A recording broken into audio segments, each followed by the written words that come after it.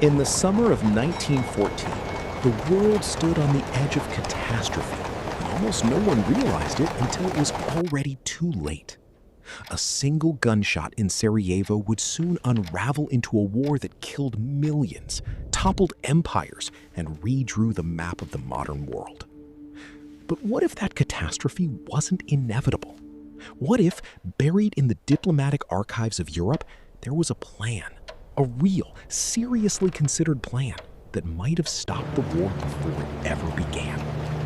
This is the story of that plan, why it existed, why it failed, and what its failure tells us about how the most devastating war in human history up to that point actually began. To understand the missed opportunity, you first have to understand the trap Europe had built for itself. By the early 20th century, the continent was bound together by a dense web of military alliances. Germany stood with Austria-Hungary. France was bound to Russia. Britain leaned toward France without fully committing. On paper, these alliances were meant to prevent war, deterrence through mutual obligation.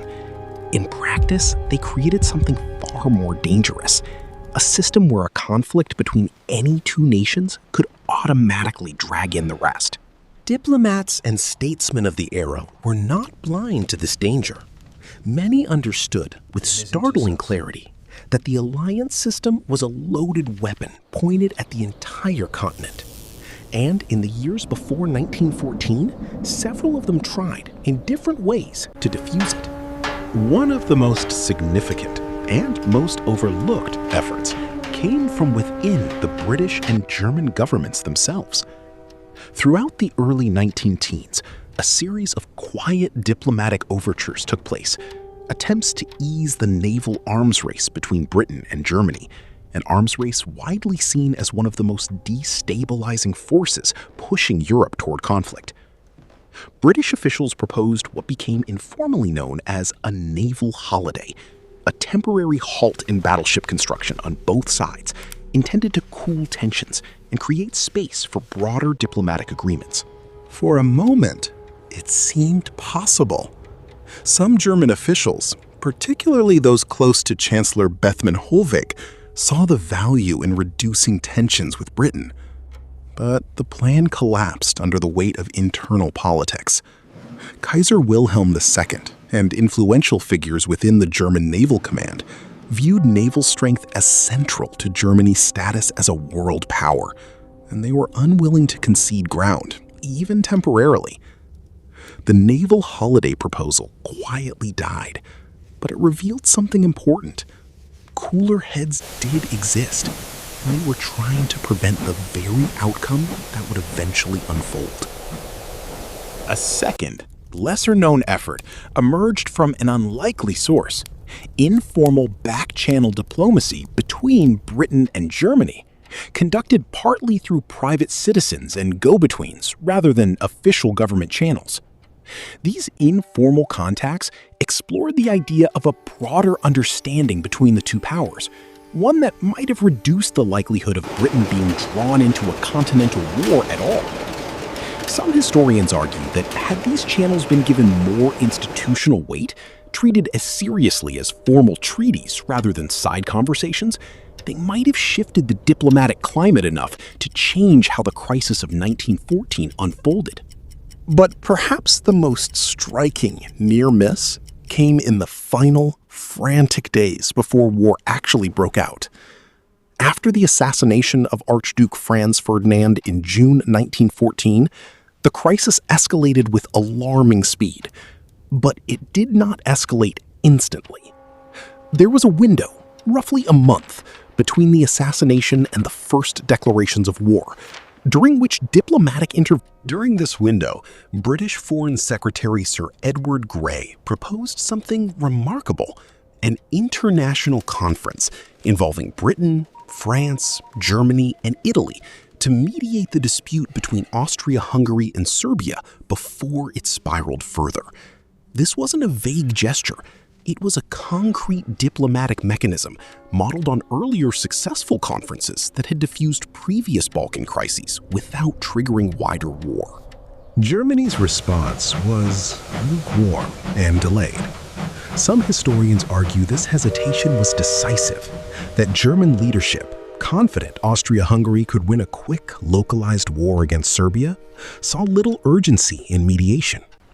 Others argue that Kaiser Wilhelm himself, upon reading the full text of Serbia's response to Austria-Hungary's ultimatum, believed the crisis could still be resolved diplomatically, reportedly remarking that the grounds for war had disappeared.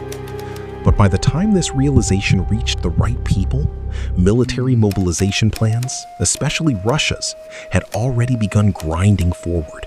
And once mobilization began, the rigid logistics of early 20th century warfare made it extraordinarily difficult to stop. This is one of the most haunting details of the entire crisis. For a brief moment, one of the war's central instigators appears to have recognized an off-ramp. But the machinery of mobilization, once activated, operated on a timeline that diplomacy simply couldn't match. There's also the matter of Tsar Nicholas II of Russia, who exchanged a series of increasingly urgent telegrams with Kaiser Wilhelm in the final days before the war, an exchange historians now refer to as the Willy-Nicky telegrams. In these messages, both monarchs expressed genuine anxiety about the coming catastrophe and searched, seemingly sincerely, for a way to avoid it.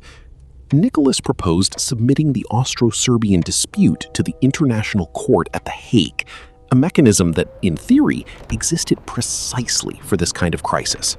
The proposal went essentially nowhere. By the time it was seriously raised, the momentum of military mobilization on all sides had already outpaced the machinery of diplomacy. Armies were moving. Timetables, some literally printed on fixed railway schedules years in advance, were already in motion. The window for a negotiated pause had almost entirely closed. What makes this final stretch so tragic from a historical perspective is how narrow the miss actually was. Gray's mediation proposal, the Hague arbitration idea, the naval holiday, none of these were fantastical or naive. They were serious, technically feasible diplomatic tools, some of which had worked in earlier crises. The failure wasn't a lack of imagination. It was a failure of timing, trust, and institutional will, layered on top of a system so interconnected that even genuine last-minute efforts toward peace couldn't move fast enough to outrun mobilization schedules already grinding forward. Historians continue to debate how close Europe truly came to avoiding war. Some argue the underlying tensions, nationalism, imperial rivalry, the arms race made large-scale conflict almost inevitable eventually, even if the July crisis of 1914 specifically had been diffused. Others argue that a successful mediation conference, had it convened even a week earlier, might have created enough diplomatic momentum to prevent war altogether, or at least delay it long enough for calmer voices to prevail. What's clear is that the outbreak of the First World War wasn't simply the product of hatred or inevitability. It was the product of a system, alliances, mobilization schedules, competing national egos that outran the very diplomatic tools designed to control it. Real people, some of them genuinely trying to stop what was coming, watched helplessly as the mechanisms of peace moved too slowly to match the mechanisms of war. Perhaps that's the most sobering lesson buried in this story. Catastrophe doesn't always arrive because no one tried to stop it.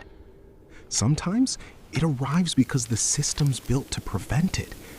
Alliances meant to deter aggression, diplomatic channels meant to de-escalate crises, simply weren't fast enough, flexible enough, or trusted enough to outpace the machinery already set in motion. And so, in the final days of July 1914, as telegrams crossed borders carrying genuine, urgent pleas for peace, the armies of Europe were already marching, following orders and timetables that no diplomat, however sincere, could quite catch up to in time. Which leaves us with an uncomfortable question that echoes far beyond 1914. How many moments in history, then and now, hinge not on a lack of good intentions, but on whether peace can move as fast as the machinery built for war?